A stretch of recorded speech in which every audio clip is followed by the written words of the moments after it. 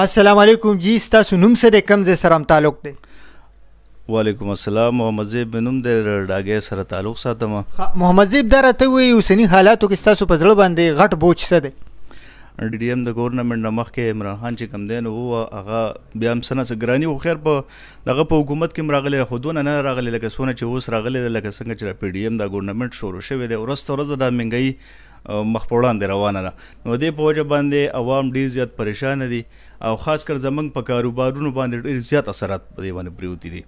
نو موږ هم ډېر زیات پریشانه کړي یو، ځکه چې یو څیز که فرض که نن یو څیز واخلې نو سبا له چې کوم دی نو هغه څیز په هغه ریټ تا ته نه میلاویږي، چې څو پورې چې تا په کم ریټ باندې خرڅ کړو نو په هغه ریټ تا ته سبا نه میلاویږي، ځکه چې هغه د هغه ریټ نه سیوا شوي.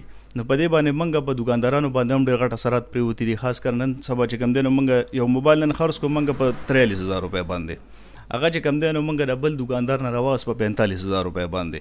نو په دې باندې چې کوم دی نو په موږ په دوکاندارۍ باندې ډېر غټ اثرات پرېوتي دي. او بل خاص کر چې کوم دی نو په دې باندې د عام کسټمر چې کوم راځي که نه نو هغه هم دلته کې چې کوم دی نو په دوکاندارونو باندې ګرځي او په تپوسونه کوي بار بار، او دا چا په وس هم نه ورځي، ځکه چې هغه څیز چې کوم دی نو دونه په مخ په وړاندې روان شي. یو مشوره که حکومت له ورکوئ څه به ورکوئ؟ مشوره حکومت له موږ دا ورکو چې خاص کر د دې غریبانانو د دې عوام د لږ خیال وساتلی شي، او بل دوی له یې څه ریلیف ورکړی شي، ځکه چې مخکې چې کوم حکومت نو هغه بیا هم څه نه څه ګزاره کوله، خو اوس خاص کر پی ډي ایم چې راغلی دی نو هغوی ډېره زیاته مهنګایي مخ په وړاندې بوتلې ده، او هغوی چې کوم دی نو ډېرې زیاته مسایل په ملک کې دغه کړي دي، سیوا کړي دي.